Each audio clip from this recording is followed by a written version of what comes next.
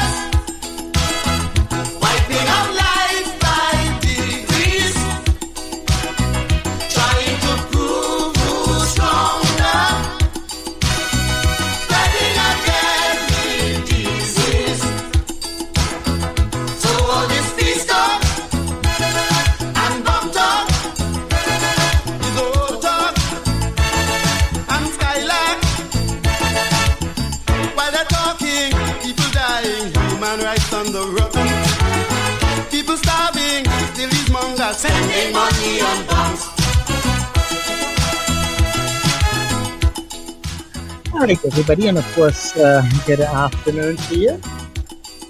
Good to have you here on New Era TT Radio. Of course, we are the heartbeat of the Caribbean. And of course, we are going to take you above and beyond. Welcome everybody inside of the Drive Time Exchange. And of course, in between this session, we are marshaled by none other than fearless extraordinary himself, Tony Fraser. So, Tony, good afternoon to you. How are you doing?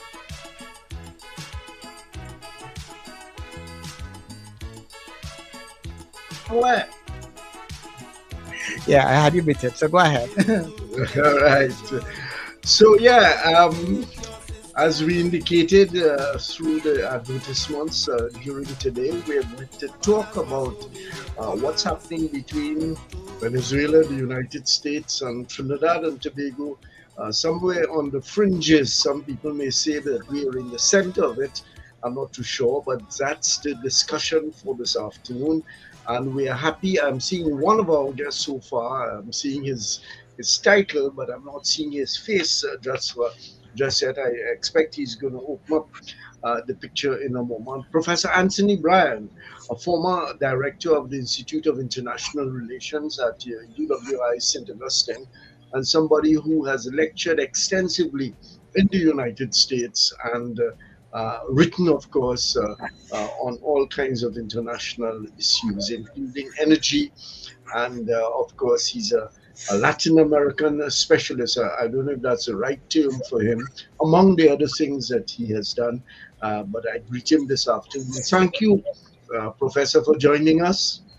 Thank you, Tony. Can you hear me? Loud and clear. Yeah. Wonderful. I don't know that there's any picture. All right. And as indicated, we want to talk about the things that are happening. We are supposed to get a couple other guests. So when they come in, I'm sure that Sir Charles will bring them into the studio. Definitely. Let me do a little. I'm going to work on them in the meantime. Yeah. Let me do a little bit of bringing matters up in a very short manner, bringing matters up to where I understand it to be at this point in time. I think you heard in the newscast something, excuse me, I have the back end of a terrible cough and so on, but hopefully it won't interject too much. Um, Yes, the most recent thing I heard is that the Venezuelan Congress is about to or has declared Prime Minister Kamala Persad persona non grata.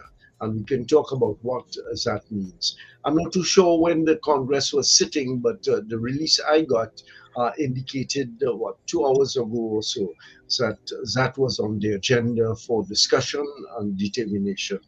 The other thing is that which was done, I think, yesterday or early today, was that the government of Venezuela has suspended, interesting word, suspended all energy agreements with Trinidad and Tobago. I presume there's some kind of time frame or circumstances will change that or can change that into the future. And of course, the background to all of this has been going on for more than a month, perhaps. The intrusion of American vessels into the Caribbean, including the bombing. I think the last number I heard was 11 of what was said to be by the American government drug boats coming into the region and going north to the United States, and they have been bombed out of the water. President Trump has made a determination that he called some numbers. I'm not too sure of them at the moment, but he called some numbers. Every drug boat is responsible for X number of Americans being, I suppose, addicted or worse than that. And therefore, that was his justification for what can be considered an act of war. So we are at this point in time where the Prime Minister of Trinidad and Tobago, of course, she has gone back at the start of this conflict by being fully supportive of what the American government has determined to do. One of her statements was to the effect to kill them violently, and has supported it on the basis that it's a drugs trade that has been impacting on Trinidad and Tobago for some time, and therefore the attempt is to clean up that situation. Of course, the other argument is that it's not about the drug trade. Incidentally, the UN document that I read on drug trading has indicated that the trade is going in the main north from Colombia right up to the United States, and even going through the Pacific to Europe. So that Prime Minister has taken a position that it's great for Trinidad because of the crime situation in the country, and therefore there is justification in doing and supporting what the Americans have done. Professor Bryan, I don't know if that's an accurate summary of what has transpired so far.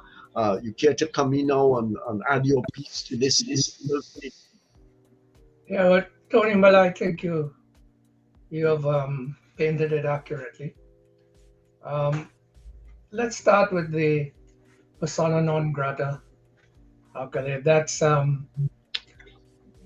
perhaps. Okay, so sorry, Professor. Can we cello the sound is we're hearing him, but if we can improve on that capacity, I'm sure it would be great. Well, go ahead, Professor. I think he just has to speak up a little bit. Yeah.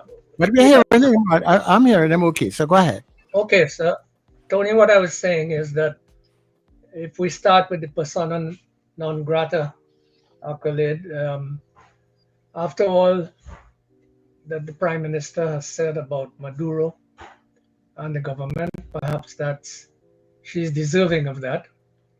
And it does not speak well for Trinidad and Tobago Venezuela relations.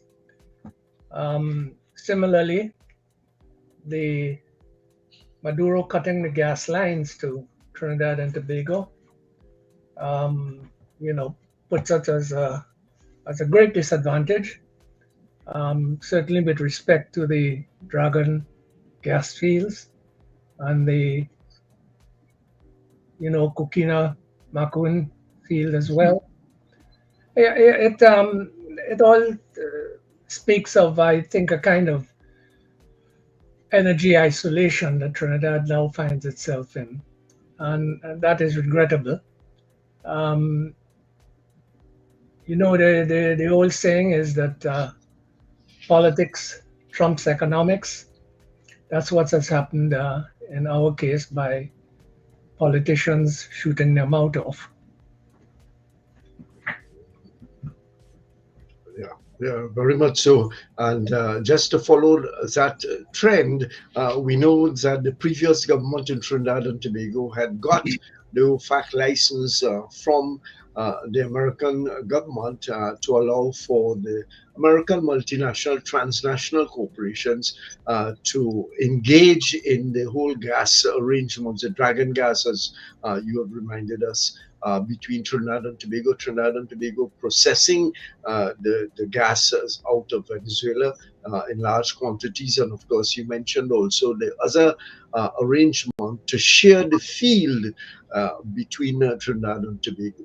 So those are the things that are off the table at this point in time. And Prime Minister Persad Bisasa has made the comment, I think it was last evening at the UNC's rally, that we don't need the gas, we never needed the gas, and no big thing. How do you look on that comment, Professor Bryan? Well, I think it's a rash comment, really. We don't need the gas. I think people in Point Lisas would tell you differently. We do need the gas. Trinidad has a lot of offshore gas, not necessarily cross-border gas with Venezuela, but off the East Coast, there are endless supplies in the deep water that yet have to be exploited. And I think the energy minister has indicated that things are on the way to have Exxon exploit some of those things. But all of the verbiage, is unsettling, and it's disarming. It's not what we should be doing, and what we should be doing is strengthen relations in a way in which it would be productive for both countries. You know the history, Tony, as well as I do, that Trinidad was part of Venezuela. It was governed by Caracas for 300 years. And even after the British came, Spanish law continued to govern Trinidad. So there is that long-standing relationship that I don't think can be broken, but it certainly can have its ups and downs as we're seeing at the present time. What of some people call it a gamble by the Prime Minister, Trinidad and Tobago's Prime Minister, that she took the side of the Americans in this situation. And the notion is that the whole business of regime change, maybe betting on regime change in Caracas to be able to if you make friends with the Americans and there's regime change in Caracas, you stand in a good place to the succeeding government, whoever that be, that you can get the OFAC license and get access to the Venezuelan gas. Would you say that was a good bet on her part? No, I don't think so. You have been trained in international relations as well, and what you would realize is that we have departed, it seems, from our position of neutrality. We have thrown ourselves under the the shadow of the United States. What has happened to our neutrality? It's disappeared. Have we changed our foreign policy that much? No, I think we need to re-examine that, and we need to get back to where we've always been, which is to say, neutrality in its best sense. By bringing the U.S. into play in the way in which he has done, I think that's us a great disadvantage. Mhm. Okay. We've been joined by one of the other panelists that we expect, Clyde Weatherhead, who's an attorney at law, a trade unionist, a politician. I don't know if he's an active politician anymore, but he has he's dabbled in the politics, and of course has views on this particular matter. Thank you, Clyde, for joining us. Uh, I'm sure that you're aware of Professor Anthony Bryan, and he has outlined his position. What is your position with regard to, and I'm sure, I don't know if you've heard what has transpired most recently, the Prime Minister's persona non grata in Caracas, and Venezuela has suspended all of the energy arrangements as that have existed between Trinidad and Tobago and Venezuela. Your take on that? Good afternoon again, Tony. And my apologies. I had to finish something that I have to give to a client tomorrow. Well, you know, your client's business and the big bread, we can't stand in the way of that, right, Clyde? Go ahead, I'm joking.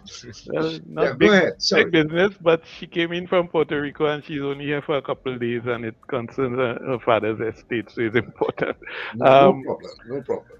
Well, the question, these developments that you speak of, well, the issue of suspending the agreements between Venezuela and Trinidad and Tobago regarding gas, Venezuelan gas, well, we saw that came up in relation to the current presence of the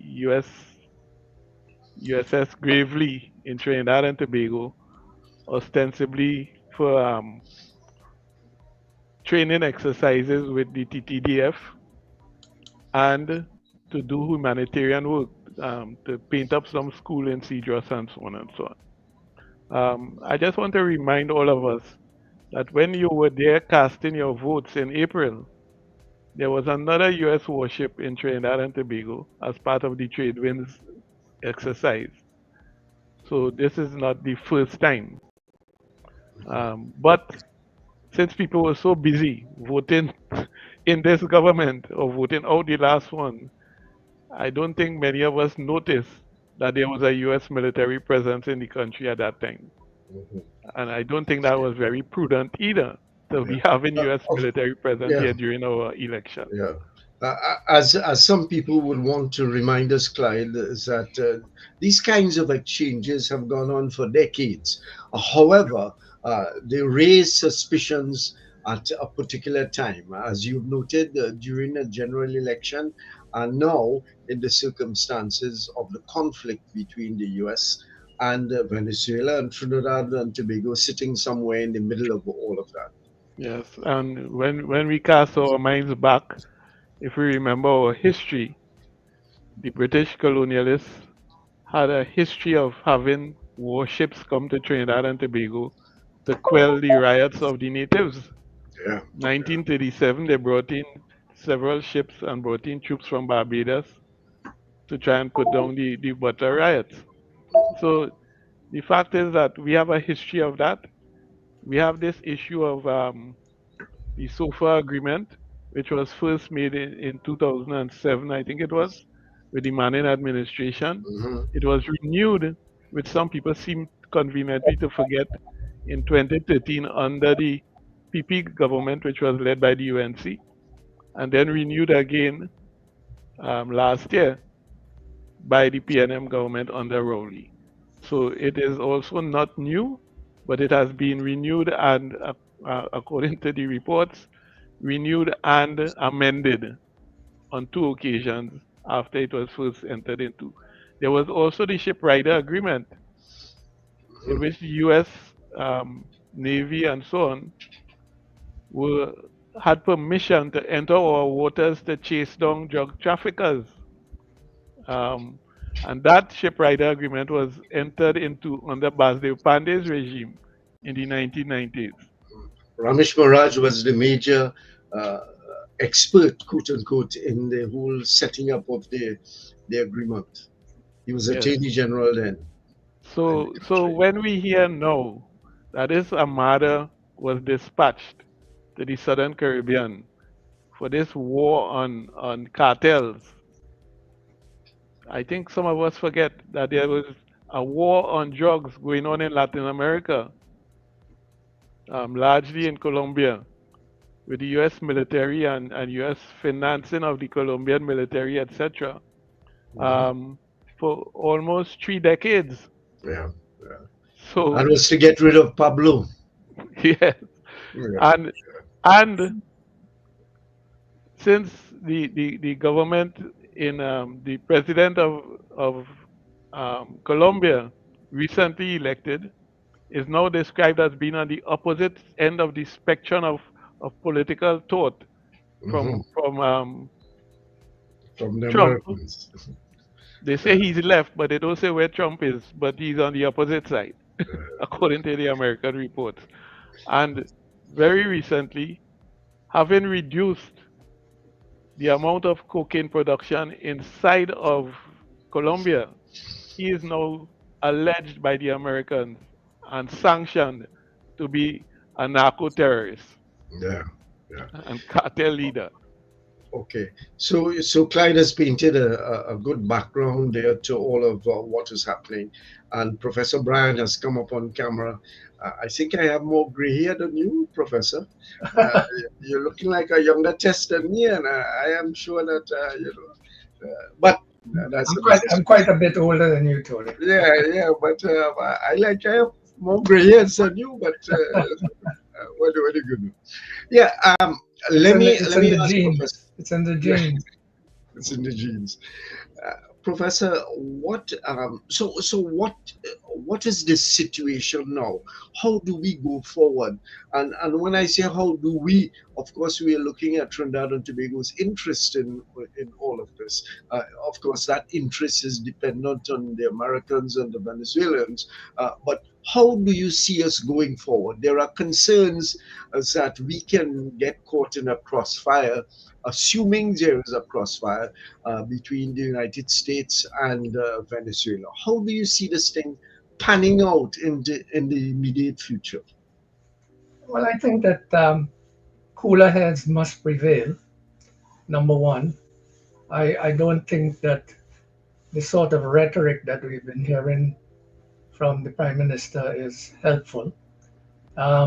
More than that, I think there's an understanding that clearly, if we put ourselves in the firing line, we'll suffer some collateral damage.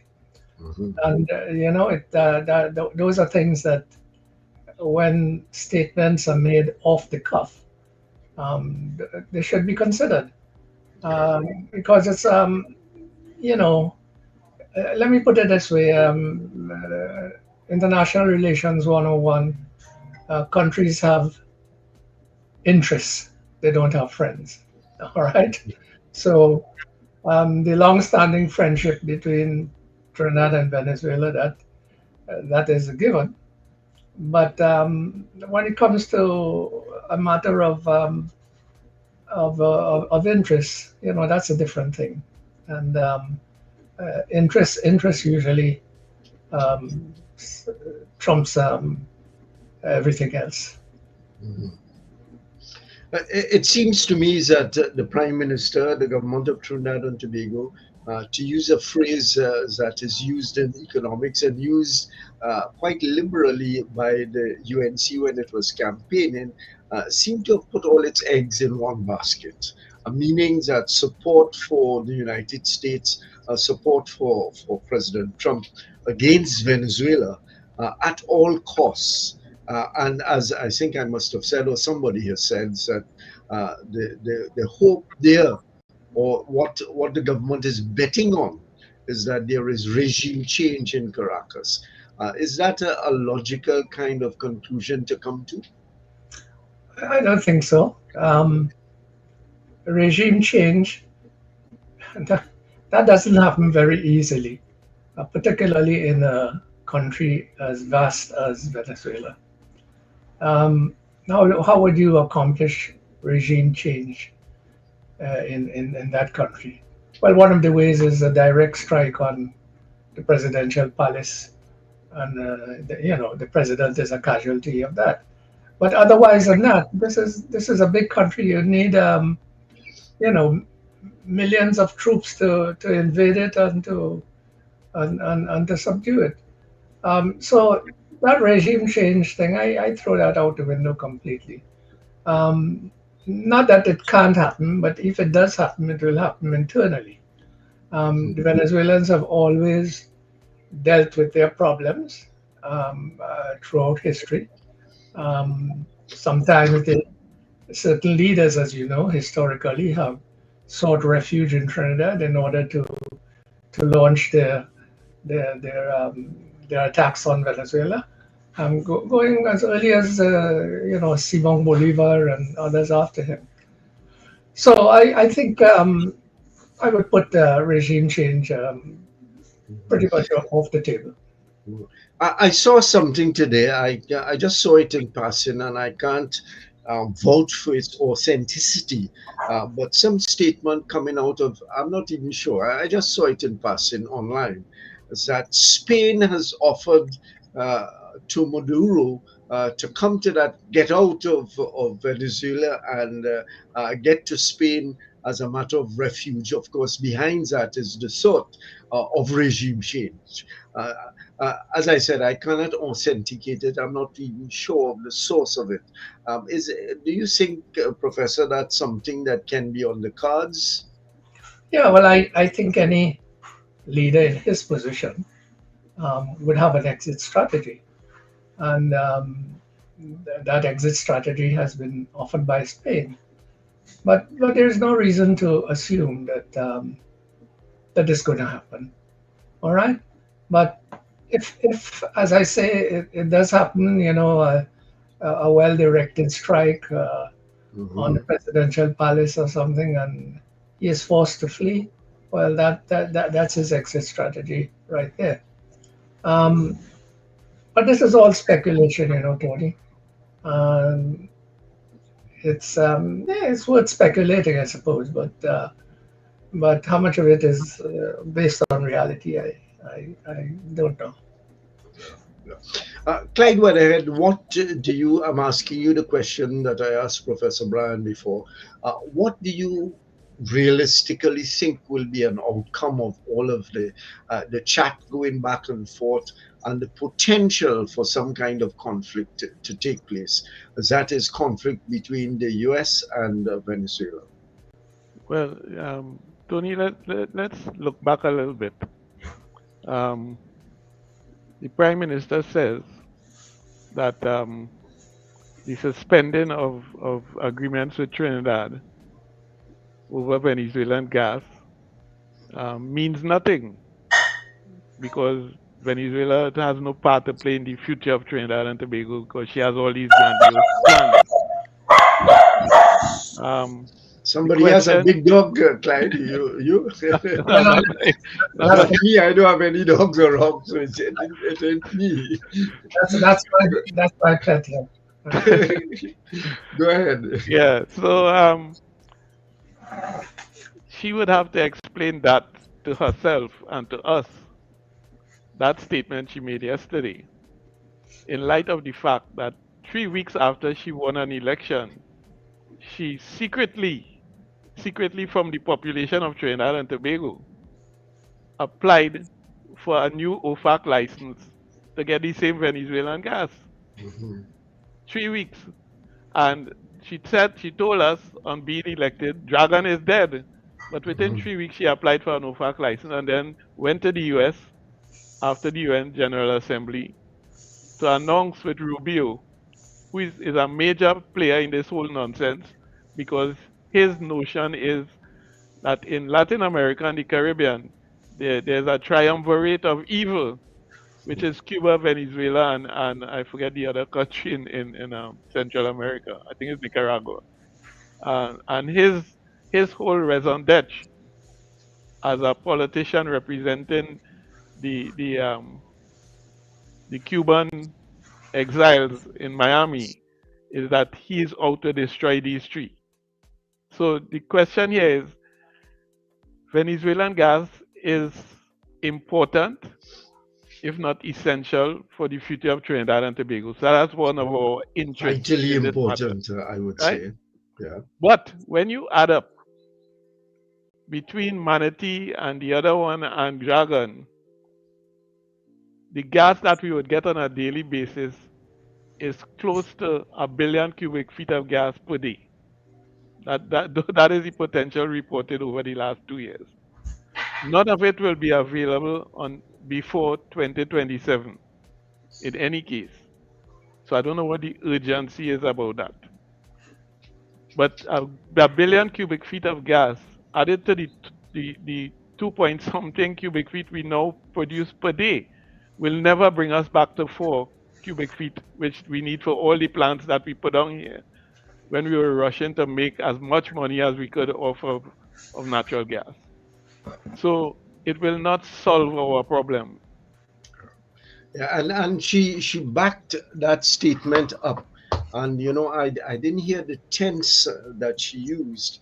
Whether it is that they have and they are putting in place diversification plans so that therefore no need for the Venezuelan gas, or if it is into the future. But she surely thinks that her government has the capacity, I suppose, to make up for the foreign exchange.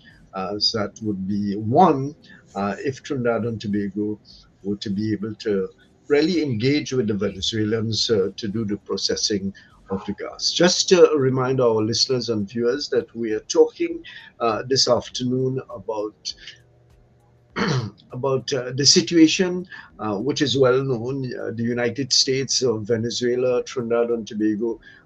There is a contention about drug trafficking in the region, and the Americans have blown up, I think, 11 or 12 boats so far. We've had no evidence of what have been Well, on these well, Tony, boats. they just announced Another one? the Secretary of War has just announced they've blown up four more boats Wow. in the Uh, Pacific. so we're talking about, okay, so they're going to the Pacific now. That's interesting because according to the UN report that I quoted earlier, that is where the drugs are going from Colombia. But that's another story for the time being. And But so just we just have on the also, on the on the regime change issue, yeah, just before you go on, just to announce to our listeners and viewers that we have Professor Anthony Bryan, scholar in international relations, a former director of the Institute of International Relations, and of course somebody who has been writing about energy for some time. And Clyde Weatherhead, a man of many parts, trade unionist, attorney, politician at time. As I said, I'm not too sure if he's still in the political train, but nevertheless, he has been all of those things. Yes, Clyde, you wanted to say yes. something. With respect to this regime change notion, the question is, I've seen some people saying, well, the Americans haven't sent enough military power here to invade Venezuela. But if you look at what has happened in the Middle East recently, Israel hasn't sent anybody anywhere. They just go and they bomb down a whole government recently in another country, and Yeah. so on. The question here is that Donald Trump is such a transactional person that today I had to remind some friends, if you can predict exactly what Trump will do next, then you're very lucky. You're better off than most people in the world. So he has recently, after they canceled the OFAC license, which we begged for again, they also renewed the licenses for American companies in Venezuela to renew taking oil out of Venezuela. So whether regime change or not, one of the things that would be critical for them to achieve that, as they have done in other countries in Latin America, is to see if they could get the, as they would say, flip the military leadership inside of Venezuela. And there's a report today that they couldn't even get Maduro's pilot to betray him. So I'm not too sure that they have any capacity to force Maduro out of power. His possible replacement is the Nobel Peace Prize winner, who has advocated that he should be removed, that the Americans should remove him, and that she will give America all the oil. I don't know how much of an action of peace that is. So that I can't say that tomorrow when Trump finishes his Asian tour and he goes back to the States and he goes to the parliament, what he will say to them and what he will try. Now, among this here is the most well advertised covert operation of the CIA coming from the mouth of Trump himself, that he has authorized the CIA to have covert operations inside of Venezuela. You ever hear more stupidness than that? Professor, your reaction to all of that, as that Clyde has said. Oh, no, Clyde is on point. I don't have any disagreement with what he said. I mean, let's look at it. Regime change, that's off the table. Invasion Venezuela, that's off the table. Do I think the Trinidad and Tobago government should react differently? I think they should. They should keep quiet to start with. Don't. What is the African saying? When the lions are fighting in the tall grass, it's time to abandon the picnic. Well, that's the case here. That's what you have to do. What of the Professor? What I'm sure you know something about the military capacity of Venezuela, and I'm not trying to put Venezuela's or compare Venezuela's military capacity with the United States. I mean, as a non-issue, but can Venezuela put up some kind of defense if it comes against the United States? The Venezuelan armed forces are formidable.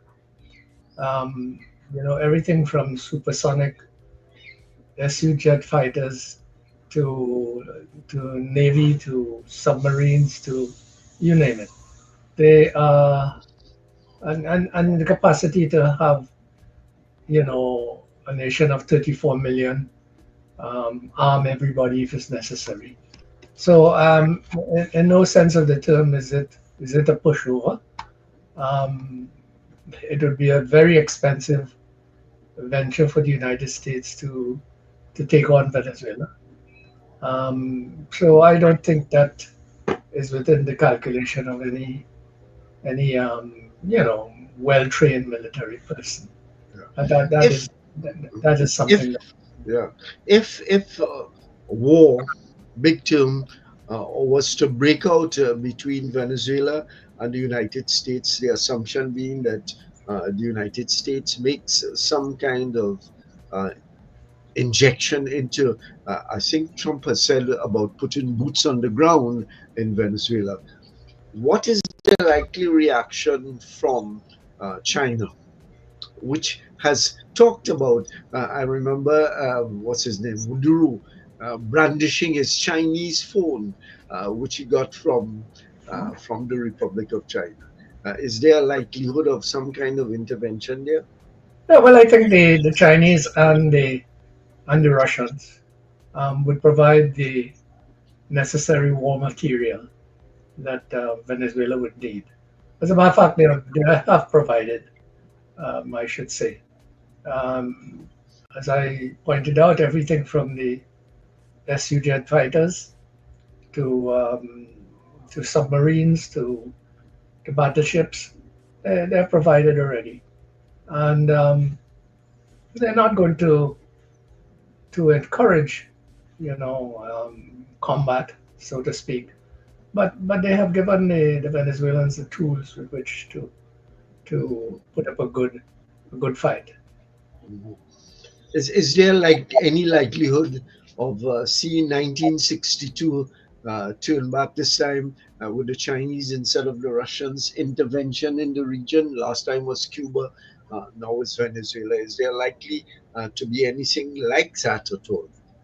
So the Chinese are very subtle about these things. They provide the aid and the assistance where it's necessary, but they don't advertise it.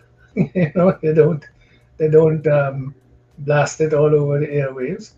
Um, the thing about China, and people haven't studied China enough, at least people in the West. The thing about the Chinese is that they think in very, very long term. All right, they don't think short term at all. They think in very long term, from dynasty to dynasty to dynasty.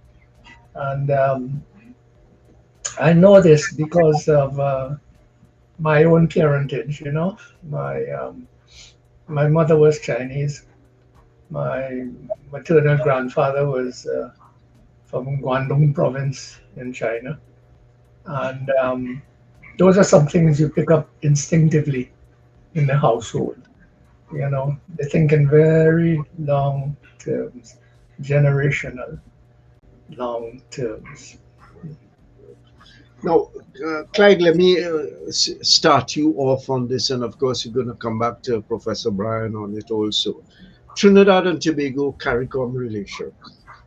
Clearly, there has been some difficulty, trying to say it as quietly as I possibly can, between Trinidad and Tobago, between Port of Spain and the CARICOM countries. The Prime Minister chose at the start of her tenure not to go to the CARICOM summit.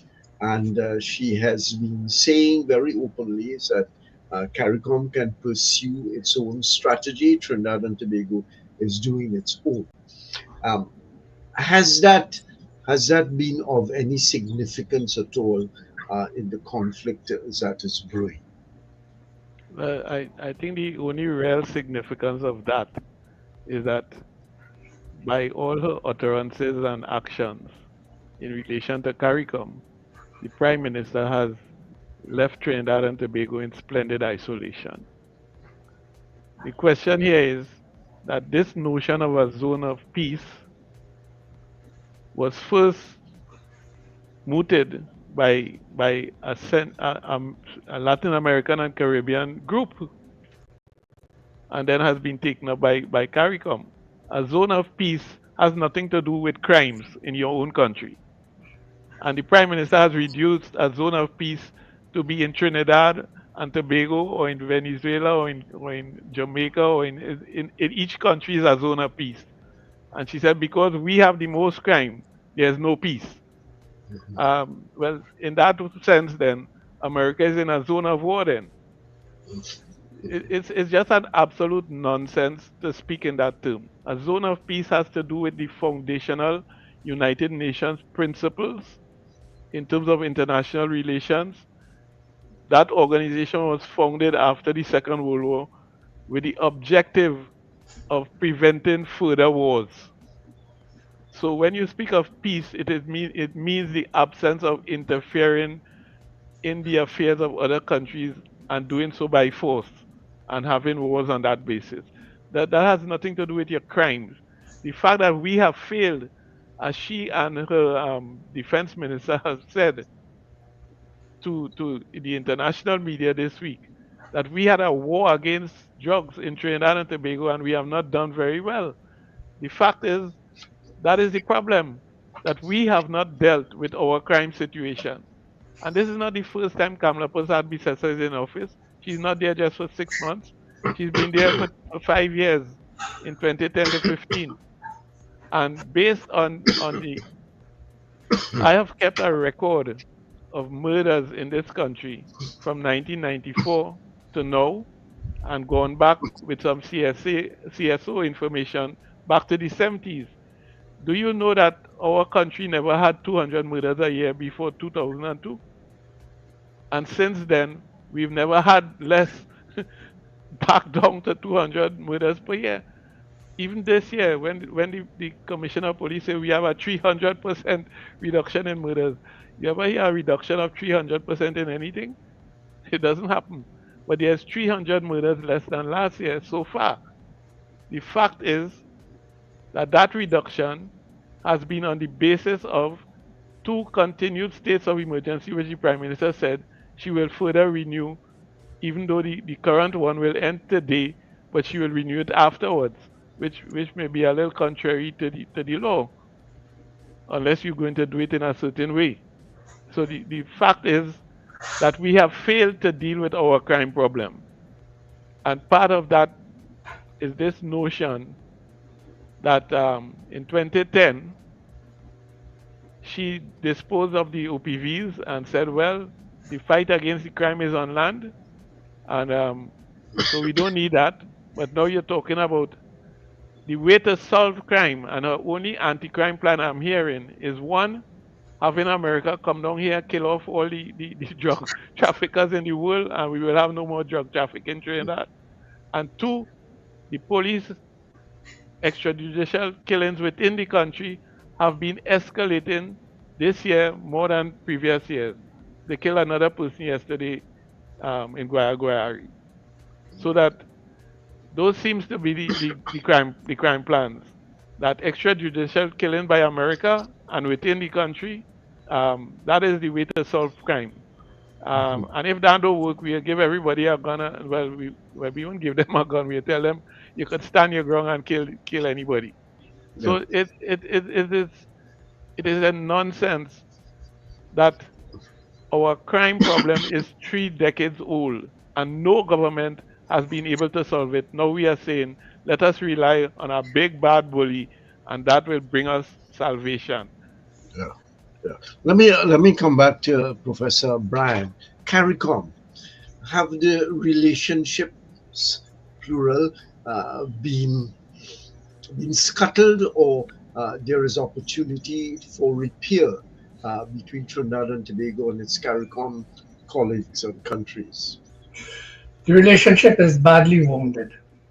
Um, the point I wish to make is that maybe as Clyde indicated a little earlier, Trinidad is standing in splendid isolation, and so far as its relationship with CARICOM is concerned. And for the Prime Minister to single us out to say, well, CARICOM could do whatever it wants, this is our policy. Well, all of that is rubbish. And it's not to be encouraged. I think that the relationship can be repaired, obviously, if there were different voices being heard. But as long as she's there, she's a person who simply doubles down on her mistakes, and that is what we see. Just a doubling down on the errors rather than trying to correct them. I suppose it's a position of saying that she is right on all matters, and therefore there is no need to do anything else but continue to, as you say, double down on these issues. There is another element of the foreign policy making and statements that let me get both of you to talk about, starting with Professor Bryan. Foreign policy, as I understand it, and statements being made in a critical situation is a process that comes from the Prime Minister, the Minister of Foreign Affairs. They have a critical role to say in all of that, but it comes out of the Ministry of Foreign Affairs. And I find it difficult to understand that Yes, we don't have the kind of diplomats, the experienced diplomats that we had a generation ago, but still, I find it difficult that to understand that her statements are not informed by sensible approaches to these matters. Well, if you look at the history of our foreign relations and foreign policy making, the prime minister does have the last word. All right, um, and everybody has to take a cue from that. I don't think we have in the service anymore the kind of professionals that Tony and I would be aware of, and Clyde, obviously. I mean, where are where are the Eustace Seniores? Where are the Abdullahs? Where are those people anymore? They've all gone. And you have a different kind of part. I think we had uh, a gift in having the last foreign minister, um, Dr. What's his name? Brown. Brown, Amory Brown. All right, they're having him. And he righted the ship for a while. But now we have a foreign minister. I would be hard pressed to remember his name. Much less this. You can remember you can remember his name because he's named after the greatest cricketer on earth. He carries his surname, Sobers. But I agree with you. I don't remember his first name at all. I just Yeah. remember Sobers. Yeah, well, that's the situation that we're in now. It's not it's not a nice one to be in. Um, all of us remember the days of non-alignment when we, as a country, Trinidad and Jamaica, for example, we batted way above our weight. We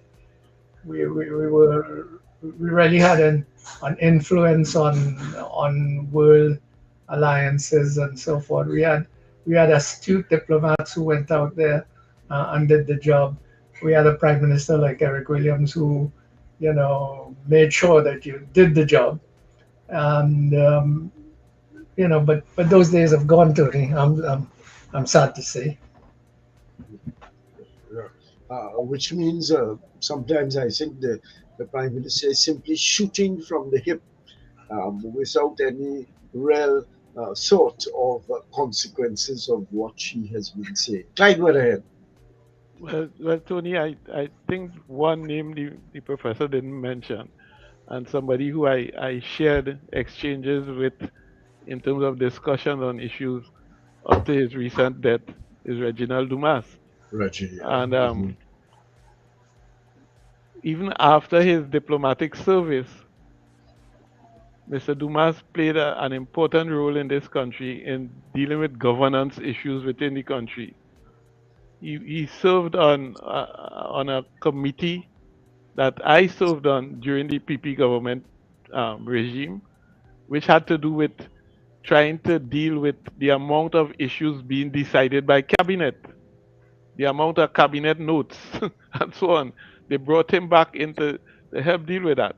And of course, after we spent months working on proposals about that, Kamala just threw that out, and that was the end of that. Nothing has been done about that since. The question here is, I don't think Kamala is just I'm sorry to call her that Kamala because she calls herself that. She said, "Keep calm. I am Kamala." So I think she's not shooting from the hip. She's shooting from an outlook that is being propagated by her main propagandist, that is Kirk Mayhew. Mhm. And it is a kind of Indian Hindu chauvinist kind of propaganda that is trying to rewrite the history of Trinidad and Tobago to prove that somehow DLP and Indians were the ones who created the nation of Trinidad and Tobago. That's why he come with all this nonsense about Williams is not the father of the nation, and Williams is not PNM is not the first political party, and so on. When in his own book he says that the so-called parties that existed under colonialism were nothing but loose coalitions of candidates, which Mhm. changed from election to election. The Butlerites won an election in 1950, but the British never let Butler run the LegCo.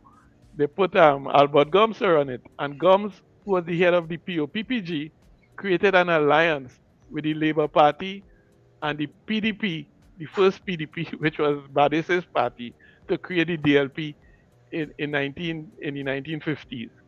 So that the DLP itself was not a party; it was a coalition of three parties. Mhm. But the issue here is that there's that chauvinistic thinking. When Prime Minister Modi came here from India recently, it is the first and only time I have heard a foreign leader come to my country and have on his itinerary a community meeting, which turned out to be a diaspora meeting. I have not heard any leader from Africa or anywhere else in the world come to Trinidad and Tobago and have a meeting with a particular ethnic community in this country. So Mhm. it is part of that. And India is partly in the mix of big powers who are all involved in Venezuela. And that is why Philip Alexander, that senator with his crazy nonsense, jumped up and said, India will nuke Venezuela because the biggest population in Trinidad is Hindus and Indians and the diaspora. So they have It's, all bought into this narrative uh, of Indian Hindu chauvinism that they mhm. are peddling and that is behind what they are doing. Yeah, And by yeah. the way, Mrs. Prasad Bisesa somehow fancies herself a clone of Donald Trump. The professor used the term double down, which is what Trump said. His lawyers taught him, even if you're wrong, just keep saying what you're saying and don't change nothing. And Mhm. today, yesterday she went on Ian Allen's program to announce an extension of the state of emergency, an important Mhm. national issue like that. So it's like Trump going on these his favorite media people program to announce policy issues in the United States. She's just mirroring that nonsense. With, Professor, re- you wanted to say something? Yes, go yeah, ahead. with respect to the 50s and the so-called Gomes government, it wasn't a Gomes government. It was a loose coalition. My dad, Victor Bryan, was one of the cabinet ministers, and I know a lot about that era, having lived through it as a youngster. Um, going with him on the hustings and all the rest of it. Those fellas were able to accomplish some things that I still live with us. Sukaran, um, in his book, itemized it. He said, we have to realize that they have done very well. The Lady Young Road, et cetera, et cetera, et cetera. And he went on to detail. Maracas. Yeah, Mhm. all of those things, that with limited constitutional freedom, they performed very well. Well, my view of that is that is before you really had party government, you know. So that the individual politician was responsible, and he had to take the flak if he didn't deliver, you know. Yeah. But with party politics, you turn that over to the party, and we've lost that individualism. I don't think it will ever come back, quite frankly. But it was an era that was very productive because the individuals had the freedom to do the thing. I remember some incidents. One of them comes to mind sometime in the about 1955 or 1956. Um, my father was engaged in a conversation with Badisan and Maraj. All right, he was a caudillo in the real sense, in the area in which he controlled. But he called my dad one day, and it was in my presence, and he said, "Victor, you're going to win the next election. My people going to come out and vote for you. But suppose they don't come out." That was just it. And my father's response to that, well, that is what it is you want. Okay? What you want? You want water in Charlieville and some of the things. And the old man, the Minister of Agriculture and Lands, had the power to bring that. That's how they bargained in those days. And they got things done, as an individual, without the canopy of a party. All right, so we are talking again. We're talking about the whole process of unfolding of this business, Venezuela, the United States, and Trinidad and Tobago tucked in there somewhere.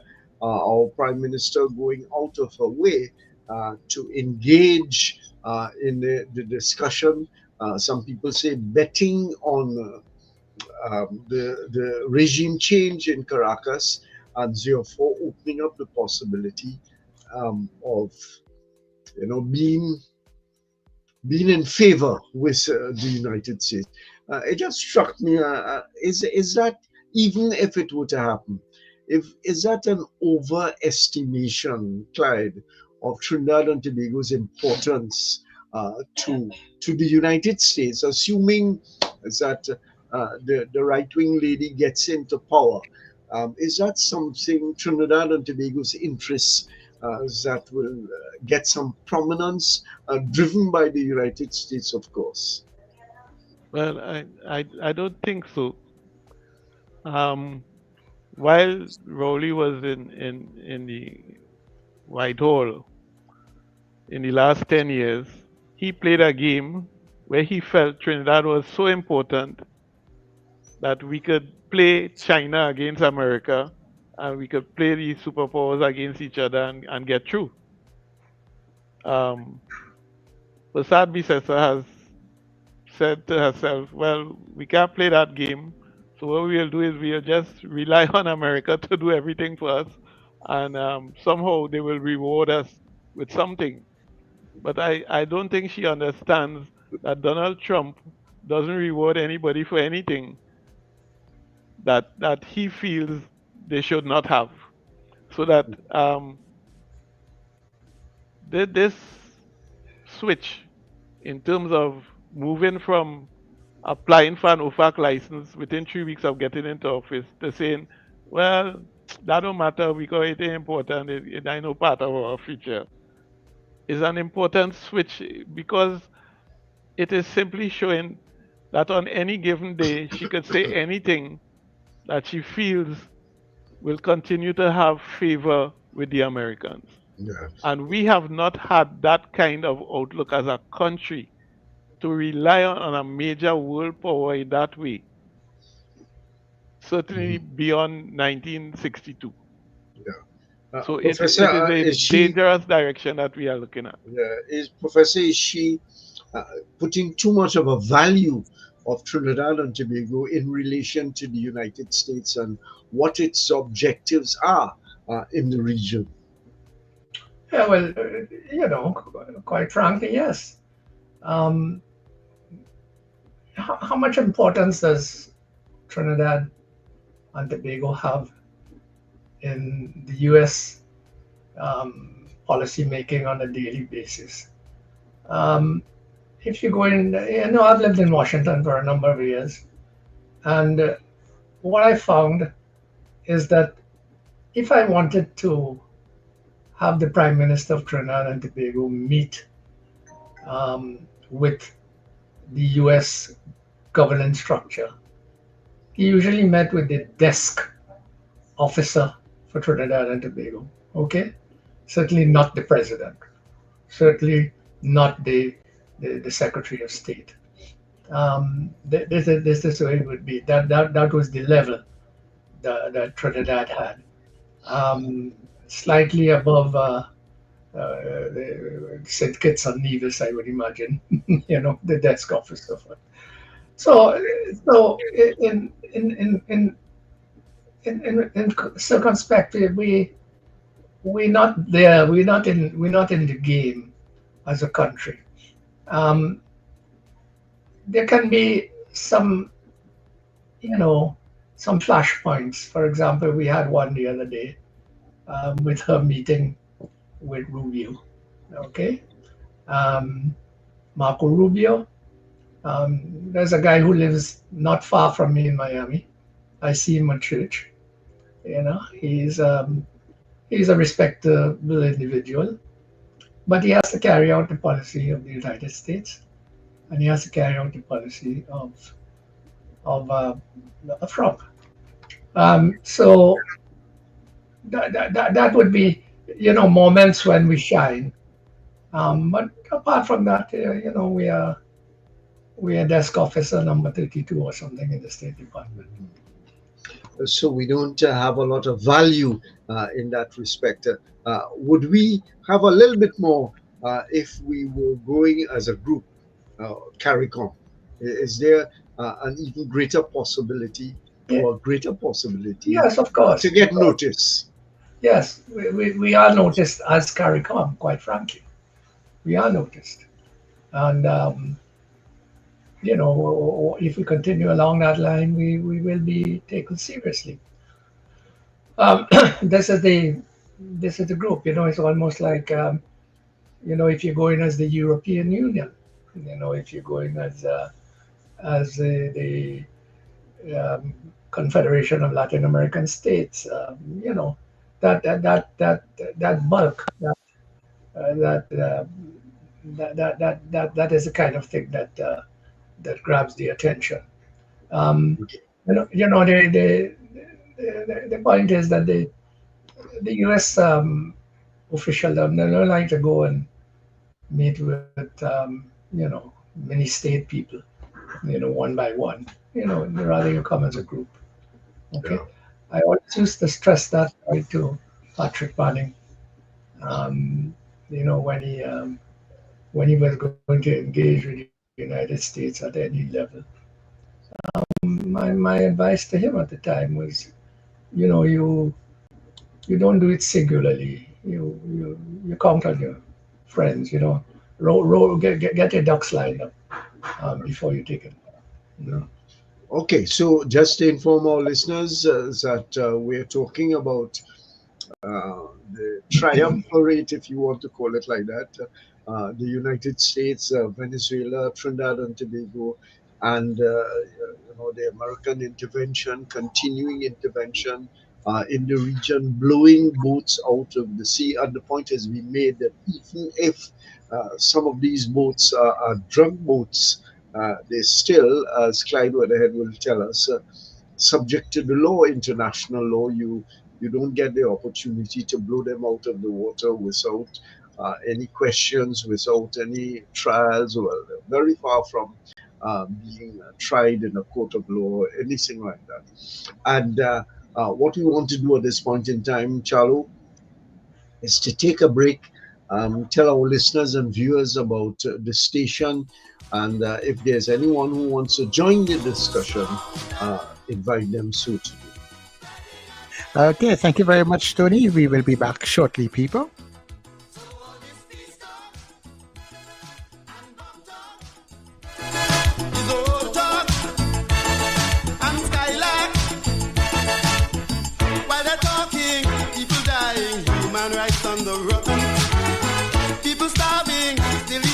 Sending money on bombs. Wake up with the Net Radio Breakfast Show. Rise and shine with Wendell Stevens and Richard Raghubarsi, weekdays from 6 o'clock to 9 a.m. Start your day feeling good, energized, and informed as we tackle the biggest issues of the day, get you where you need to be on time, and keep you in the know about everything that matters. We bring you insightful discussions, expert analysis, and the latest updates so you're always ahead of the curve. Mornings matter. Your voice matters. And it all starts right here on New Era TT Radio, Net Radio. The Net Radio Breakfast Show, weekdays 6 to 9 a.m. Wake up informed and stay ahead. Charmflair Auto Services Limited, your one-stop auto repair shop, located at number 1 Industrial Lane, Charmflair, right opposite the brewery on the Eastern Main Road. Yes, we do it all. Repairs to all makes and models, from your everyday sedan to SUVs, light trucks, pickups, and panel vans. We're also the sole distributors of Davanti tires, certified VTS inspection station, plus a wide range of services: oil change, front end and suspension repairs, tune-ups, tire alignment, batteries, electrical work, radiator and cooling system, AC repairs, and accessories galore. We offer pickup and drop-off service too. Call us today at 662-6545 or 662-6572. Follow us on Instagram and Facebook. Charmflair Auto Services Limited, number 1 Industrial Lane, Charmflair. We do it all.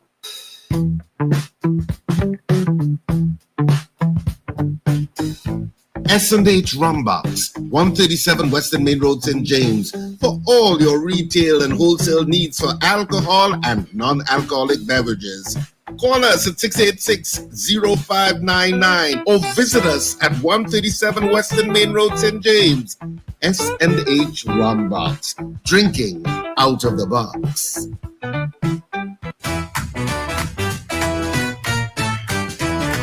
Advertise with us on New Era TT Radio, the fastest growing streaming platform for talk in Trinidad and Tobago. Audio and video ads welcome. Elevate your brand with us. Connect with us at newerattradio@yahoo.com or call us at 299-5156.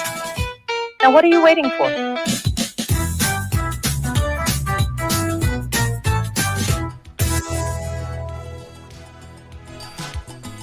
All right, people, and of course, you can advertise with us here on New Era TT Radio. All you have to do is give us a call at 299-5156, and of course, we will help get your ads out to people. All right. Also, you can listen to us all day, every day. We are streaming on newerattradio.com. New Era TT Radio. You put us in your browser, you get us on TuneIn. That way, you get us on all of your Google and Alexa devices. And we are also on Gael TV in the morning with our morning show. So we are back on the inside in with our Drive Time Exchange. Tony Fraser, we're looking at what's happening in the region. Tony, I had to have you muted, so on mute. Okay. Yeah. And any indication, perhaps you can put out an invite there to anyone who wants to, give them a telephone number or who wants to join the discussion. Yes, I think I will do it one time.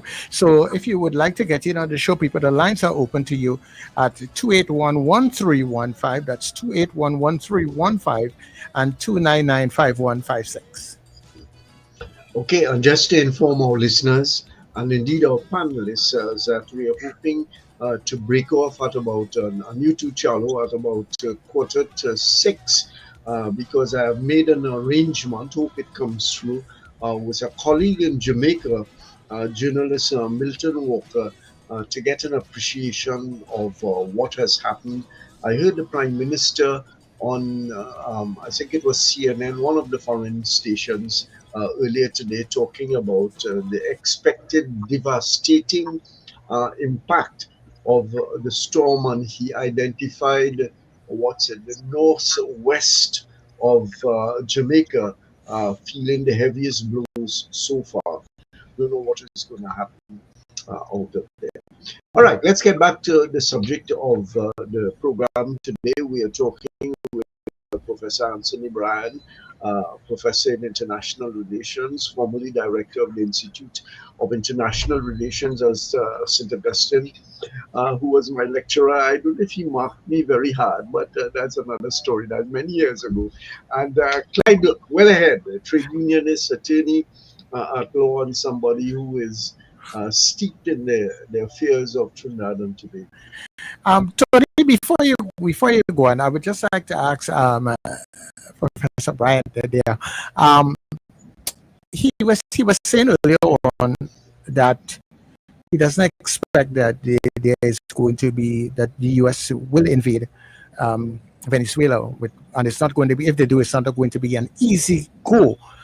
But if that is not the case, and pressure starts mounting from the Caribbean and other islands around and that sort of thing, how long do you think that they will stay with this posture in that area there?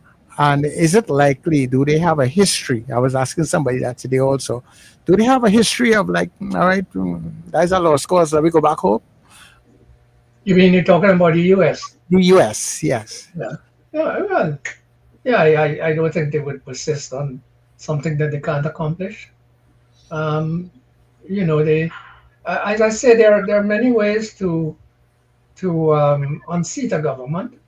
There are violent ways, a direct strike on the presidential palace while the president is there.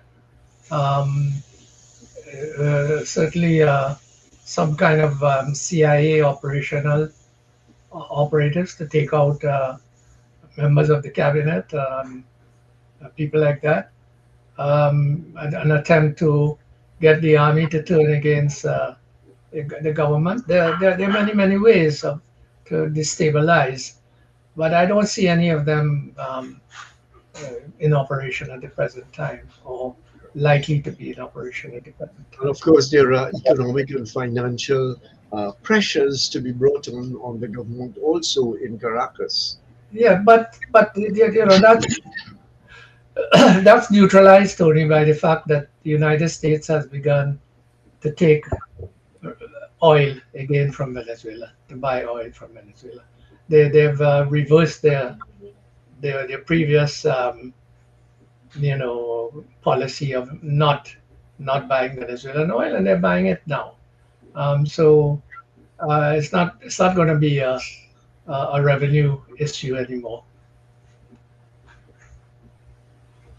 Clyde, any response to that? Well, it's interesting that Trump himself recently said to the world, Venezuela was about to topple when he was there, Trump 0.10, because we had all these sanctions against them and they were ready to topple. And then we get soft on them, and now I'm back and we hard on them again. Well, they've been hard on a lot of places. They've been hard on Russia. They've been hard on everybody, imposing all these illegal sanctions all over the world. And I don't think they're getting very far with that kind of stuff. And of course, what I think is driving Trump is revenge, that Maduro escaped him the last time. And given the way he operates, he wants to settle that score. Quite possibly. And Rubio, like I said, he has his own very narrow, rightist, anti-Cuban view of the region, and he wants to deal with this triumvirate, as he calls them, of evil to lick them up.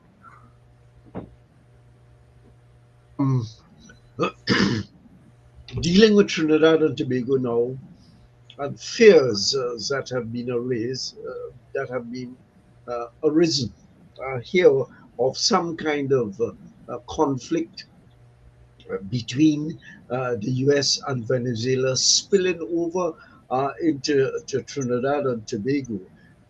Are those fears, should we take them seriously, the possibility of such things happening, breakout of conflict between Venezuela and the US? And given that we are 78 miles at the nearest point, that some of it can fall out in Trinidad and Tobago. Is that a justified fear? There's various kinds of fallout. One of the things is that the Prime Minister, in her wisdom, made a bold declaration to the world that if Venezuela attacks Guyana, she will allow America to use Trinidad as a base to attack Venezuela, which is literally holding up a target and saying, Venezuela, look us here, when you're ready, deal with us. The other issue is she is now talking about Trump-style mass deportation of Venezuelans from this country. They've issued an order to immigration that nobody is to be put on any kind of free pass and to have supervised presence in Trinidad and Tobago. They all to be jailed and to be deported back. Now, she is not the first time she said that. The fact is, if there's conflict in Venezuela, you think it's the little bit of people who came here in recent years. You think that is the number that are going to come here? Who going to stop them? The same Coast Guard who can't stop the little bit? So, we running in dangerous times by trying to egg on some kind of conflict. Of course, she says, "Well, I don't know anything about any regime change. We're not in favor of that. We are on peaceful terms with the Venezuelan people. How does our government be on terms with our people without being on terms with their government?" So that I have I think sarcastically made the point that perhaps that means going to Caracas and hold a political meeting and invite the people of Venezuela to the meeting. I just saw clip of demonstrations going on in Caracas against Prime Minister,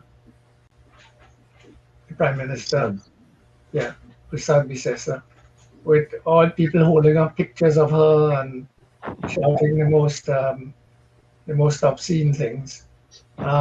So she's gotten to the Venezuelan public, in not too nice a way, where they are decrying her because she's been declared persona non grata. So, they're taking it out on her publicly.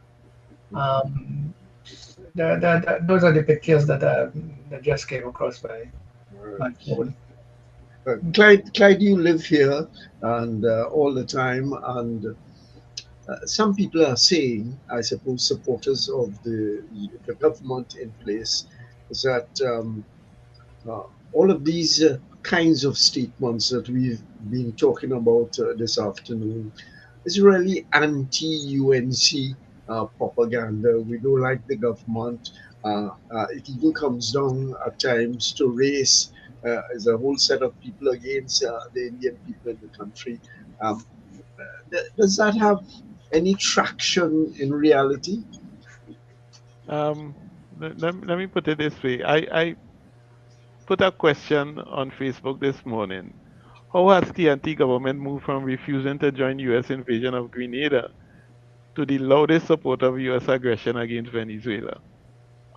And some of the comments, rather than answers, have suggested that, well, you old communists, you come talking this old communist thing.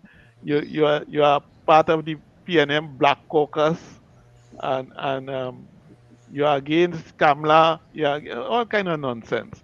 The fact is that our international persona as a country has moved us from what happened in the Grenada invasion to what is happening now.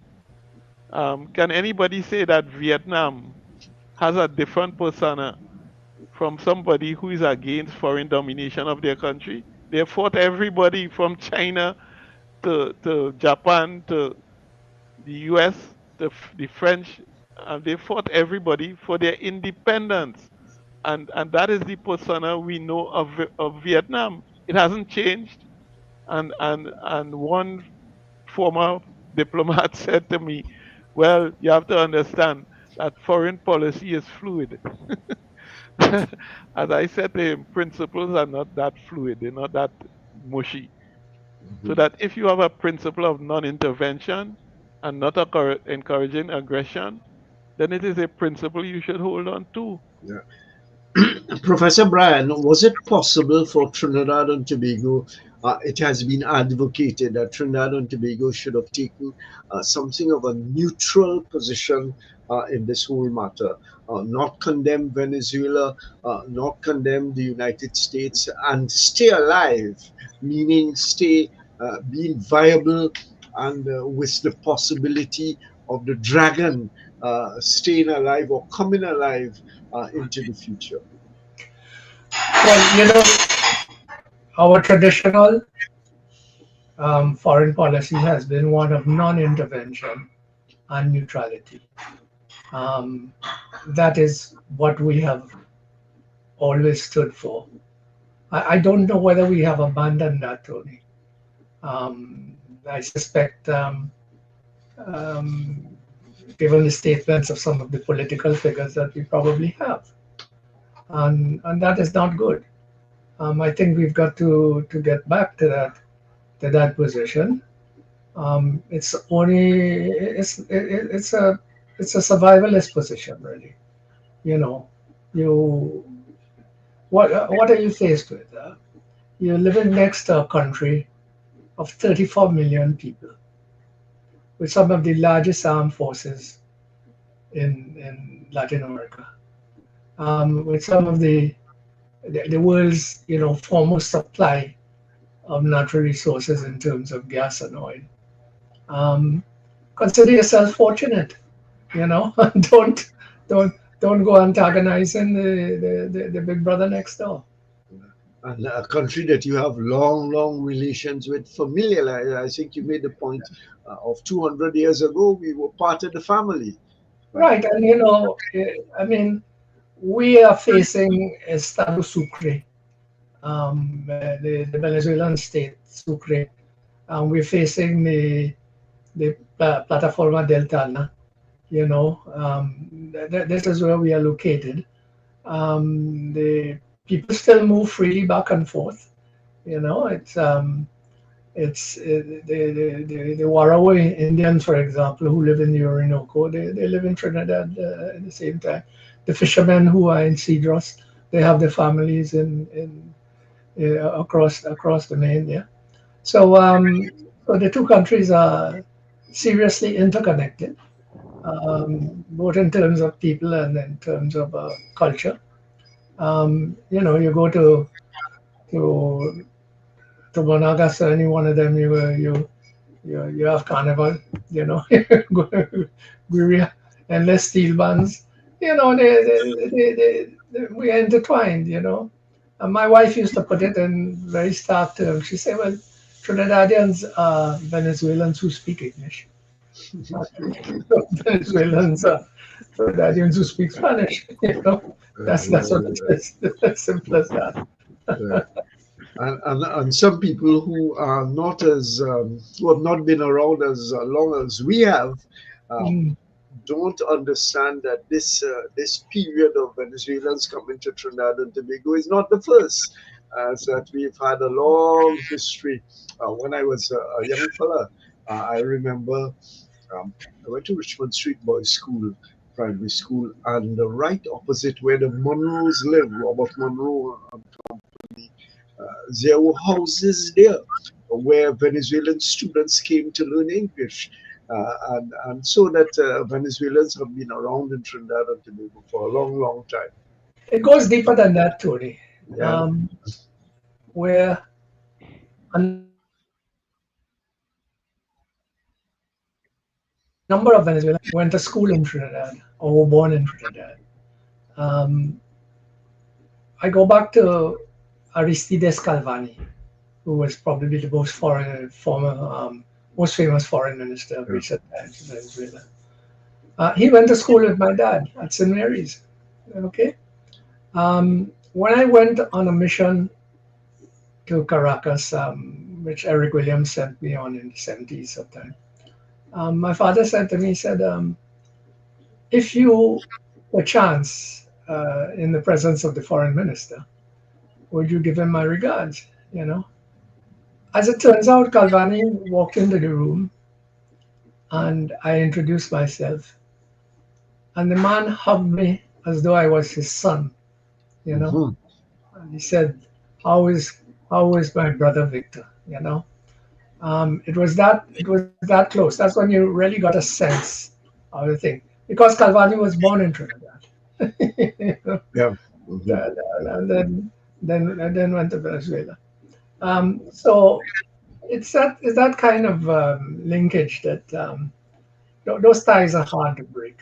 And they tell us, in some ways, unless we retrace some of that history, we don't know enough about ourselves, you know. Um, And of course, in the present, I'm always curious about the next generation of Venezuelans born in Trinidad and Tobago out of this present influx. Where's their loyalty going to be, and so on and so on, and we can talk about it. Gentlemen, we want to wind up in a few minutes, as I indicated. I want to call my colleague in Jamaica to find out what has taken place and what is the situation. The Prime Minister of Jamaica said earlier on, I think it was on MSNBC, that the whole country, he expects that the whole country will be impacted by the hurricane, and therefore they're in some very difficult situations. We're gonna hear. Hopefully, I'm gonna get Milton Walker, a journalist in Jamaica, to talk to us about what is happening. But let me give both of you an opportunity to wind up. We've talked for a long time, crossed over many of the matters that are there and are there for consideration. What are your final comments? How are we likely to live through this thing? What kind of advice that can be given to the government that there is going to be life after whatever happens in the next few months? Clyde, you want to start off? Well, I think the simple thing is that we need to advise the Prime Minister and her cabinet to cease and desist from the wild talk. Somebody said it's gun talk.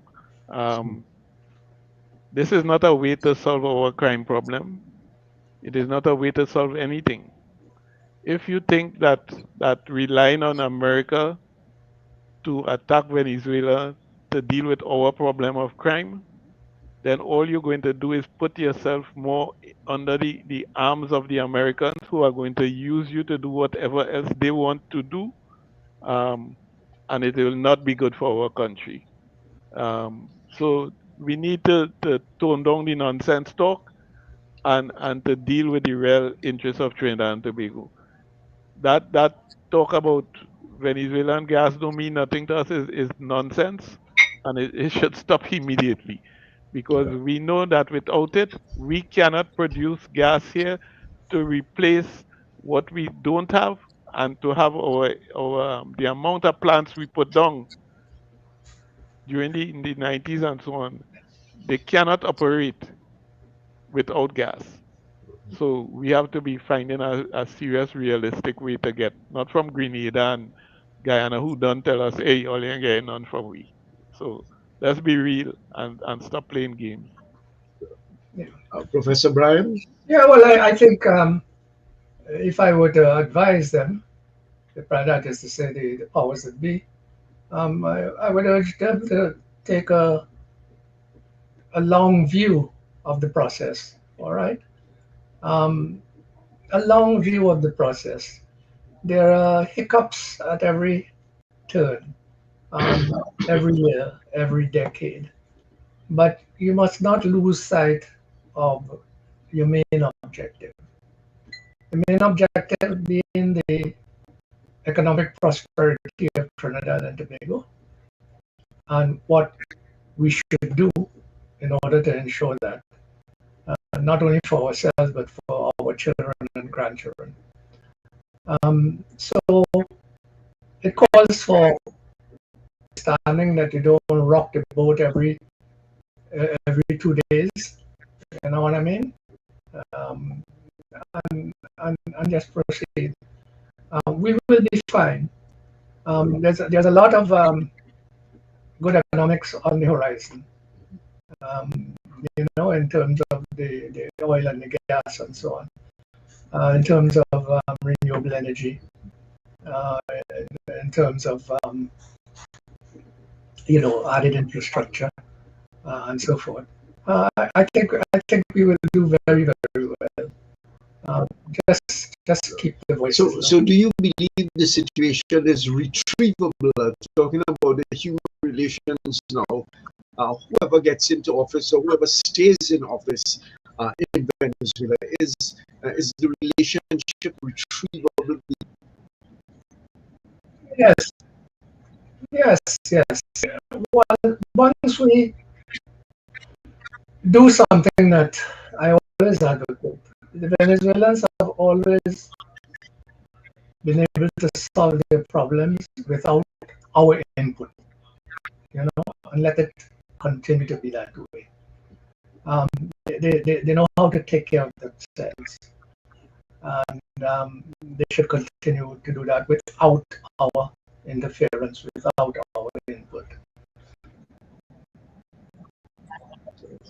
Gentlemen, we want to thank you very much for laying down this hopefully wise because interest can be of maximum importance in all of the talk.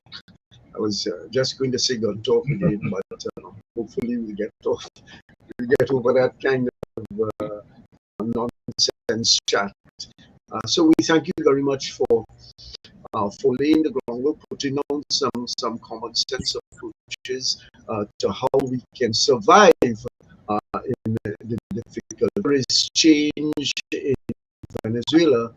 It may not be violent change that can, spill over into Trinidad and Tobago. What is certain is that we may get more pennies on our shores, notwithstanding all of the Prime Minister's statement to that effect. So, gentlemen, thank you very much, Professor Anthony Bryan and Clyde Weatherhead, for coming to our station and talking to us about this matter. Sean Walker on the line. So, we take a break now. Thank you again, and we come back to our audience in our show. Thank you, Tony. Okay, take care. Anthony, I have a niece in Mona there. You have a what? I have a niece in Mona. Okay. Yeah. and I haven't heard any word from her mom yet. When I was at Mona, there were times when there was never a hurricane when I was there, but there were some threats, and I have been thinking about myself as a student.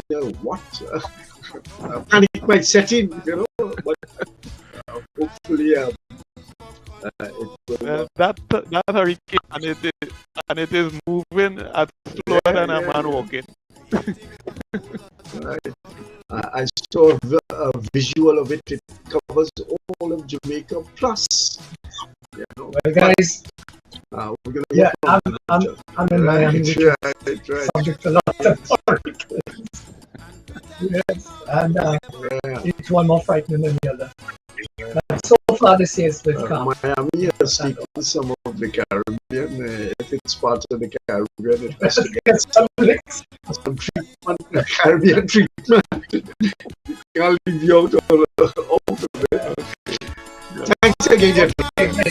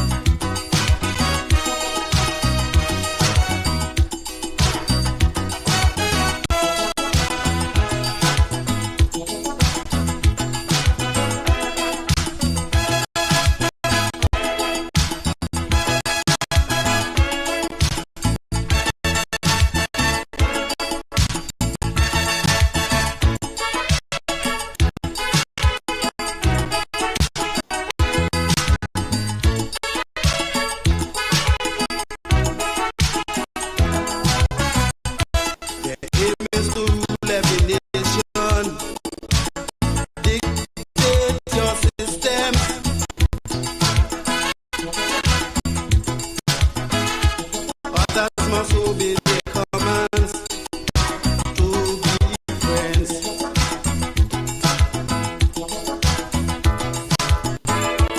Superpowers want to colonize every country. Pose like helpers to control your destiny.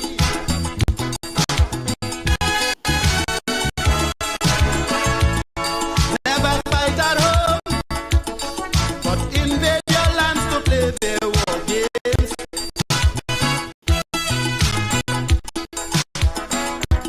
On their super throne, war and peace is the same. That's why I say superpowers are among us, wiping out life by degrees, trying to prove who's stronger, spreading out deadly disease. So all this peace talk and bomb talk is all talk and skylark. While they're talking, people dying, human rights on the run. People starving, still these mongers spending money on bombs.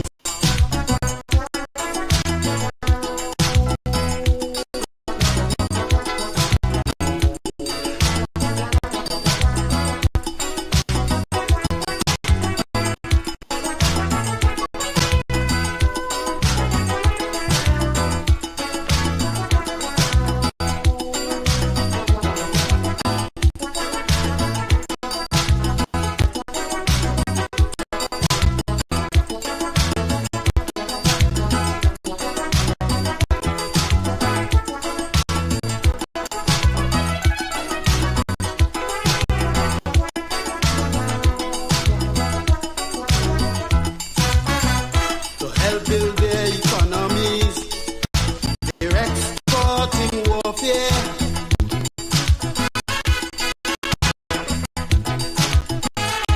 Sell guns to friends and enemies everywhere.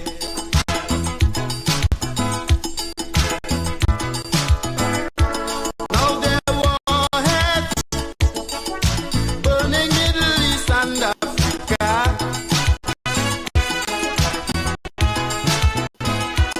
Only bloodshed in Central America.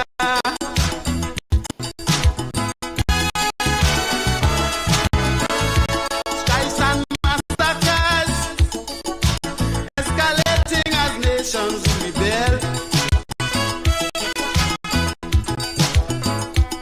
Superpowers turning life into hell.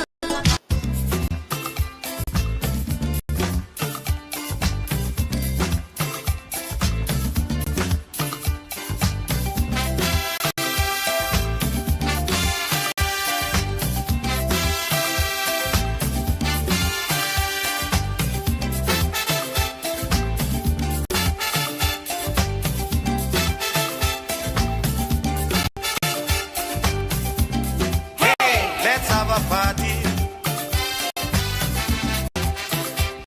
a Caribbean party, the entire region together in one big splashdown fiesta.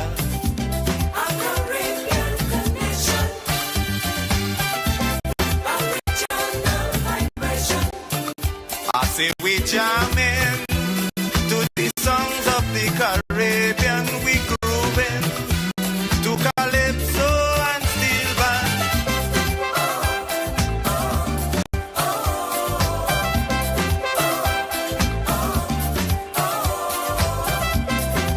This jam go be Irie. It's one love, so feel free, for we are the people of the Caribbean, showing that we don't want no basin plan. A Caribbean connection.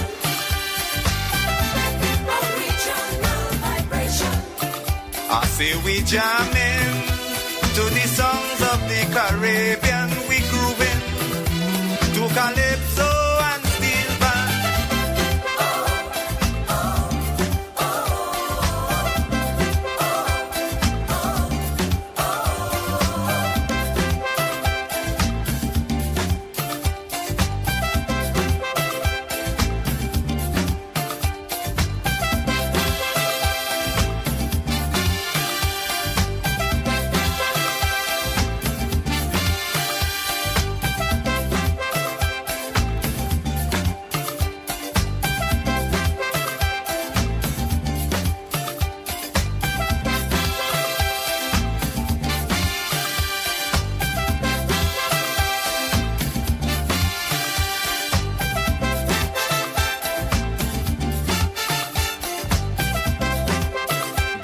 Together,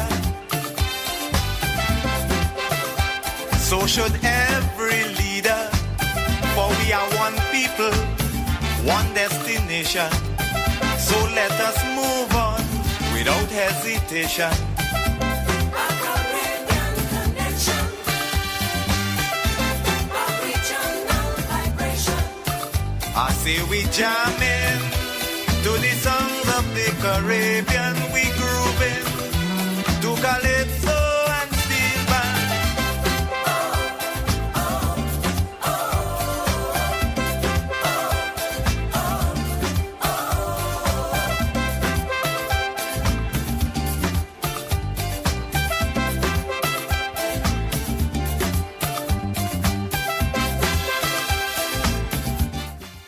All right, people. So this is where we are going to leave it inside of the Drive Time Exchange for today. We were trying to hook up with somebody coming out of Barbados, but Jamaica, sorry, to get a little idea to what's going on with the hurricane, but we are not able to make that connection right now for you. So that's where we're going to leave it for today inside of the Drive Time Exchange, right? Keep it right here on the New Era TT Radio.